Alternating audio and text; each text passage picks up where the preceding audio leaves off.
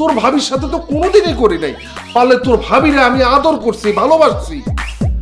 তুই আমার বোন হইয়া তুই আমার সাথে এইভাবে আচরণ করতেছিস, এত খারাপ আচরণ করতেছিস, এইটা ছিল আমার কপালে। ওহ ভাইজান, এত কথা না কইয়া তুমি বাইরে যাও তো। কি করতেছে এগুলো? যাও। তোকে দুইজনেরই মাথা খারাপ হয়ে গেছে, আমি বুঝতে পারছি। এত রাতে আমি যাবো কই? বাইরে যাও, বাইরে গিয়ে কপাল চাপড়াও। ভাবি, দেখছো কিভাবে কথা বলতে হয়? দেখো, তুমি শক্ত করে কথা বলতে পারো না দেখা ভাইজান তোমার সাথে এত কিছু করে, এত সাহস পায়। আয় আয়।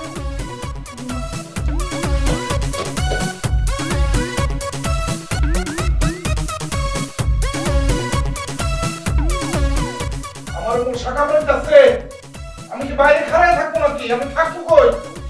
বাইরেই থাকো, মশা কামড়া।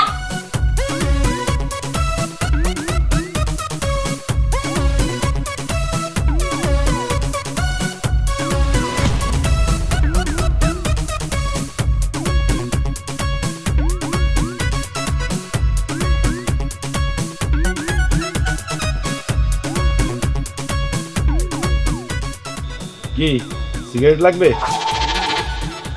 আরে দুলা ভাই, সিগারেট লাগবে?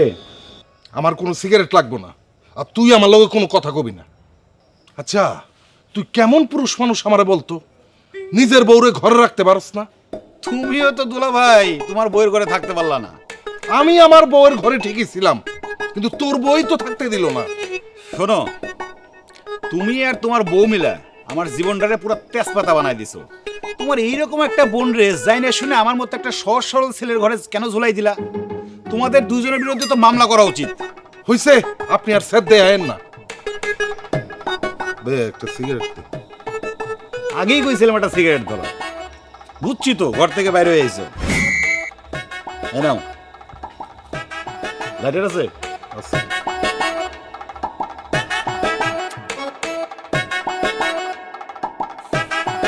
দুলা ভাই, আমার মতো একটা নিরীহ ছেলে সর্বনাশ তোমার করা লাগলো, এই ছিল তোমাদের মনে? আচ্ছা, আমি বুঝলাম না তুই আমার দোষ দিতেছিস কেন? হ্যাঁ, মিতু আমার ছোট বোন, কিন্তু সে মেয়ে হিসাবে কেমন সেটা তো আমি জানি না। এটা জানে তোর বোনে। দোষ দিলে তোর বোনের দে, আমার দোষ দিতেছিস কেন? হ, তুমি তোমার বউরে দোষ দিবা, সে তোমারে দোষ দিবে, আমার বউ আমারে দোষ দিবে, আর মাঝখান থেকে আমার ছুটির দিন শেষ। আমি যে কি করবো আমি নিজেই বুঝতে পারতেছি না। আচ্ছা, তোরে আমি একটা কথা কই, আমার বোনের তো বিয়ে করছস, এখন তোর একটা ঝামেলা হয়েছে, এই ঝামেলাটা তুই নিজের বাড়িতে রাখতি, আমার বাড়িতে এসে উঠলি কেন? কে, তুমি মনে হয় আমাদের বাড়িতে যাও না, তুমি তোমার শ্বশুর বাড়িতে যাও না, আর আমি আসলেই দোষ না? শোনো, আমি তোমাদের বাড়িতে আসতে চাই নাই, তোমার বউ আমারে জোর করে নিয়ে আসছে। ভাইরে, রাগ করিস না, তোরা এই বাড়িতে আসার পরে তো আমি একটা ঝামেলার মধ্যে পড়ে গেছি, দেখলি না? কিরে, তুই আবার কোন ঝামেলার মধ্যে পড়ছিস? না, কিছু না বা। জয় বাবু, কি ব্যাপার? দুজন দাঁড়ায় কোন আলোচনা করতেছিল? কি আলোচনা করতেছিলাম সেটা আব্বা আপনার বোঝা উচিত ছিল। মানে কি? একজনে জিজ্ঞেস করলাম ঝামেলা কি, উত্তর না দিয়ে চলে গেল, আর একজন বললো আলোচনা। ও বুঝি রে বাবা, আমি সব বুঝি। বুঝলে কি হবে, কিচ্ছু করার নাই আমার।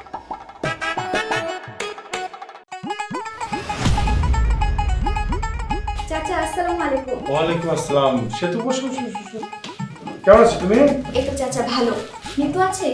হ্যাঁ আছে, দাঁড়াও। বোমা, বোমা।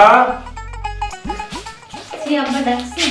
বা ওই যে সে তো তোমাকে ডাকছে, তুমি বসে কথা বলো, আমি এটা ঠিক আসি। হ্যাঁ জি বসো, সে তো বসো। হ্যাঁ কি ব্যাপার, এতদিন কোনো খোঁজ খবর নাই কেন তোর? হ্যাঁ, মিতুর বিয়ে হলো সে কবে, তারপর তো একটা খোঁজও নিতে আইলি না। ভাবি, বান্ধবী তো এতদিন শ্বশুর বাড়ি ছিল, আর সাথে তো আপনিও ছিলেন, তো খালি বাড়িতে আমি কার কাছে আসবো বলেন? আচ্ছা ভাবি, শুনলাম মিতুর হাজবেন্ড নাকি অনেক সুন্দর, একটু ডাক দেন না দেখি। আরে আইসস যখন দেখবি তো অবশ্যই। আচ্ছা, তোর লগে আমার কিছু কথা আছে। তোরা যে এই যে স্কুল কলেজে যাইতি, খালি কি পড়াশোনাই করতি, প্রেম প্রেম কিছু করতি না? কেন ভাবি হঠাৎ এই কথা বলতেছেন? মিতু তো দুনিয়ার কোনো কিছুই বোঝে না।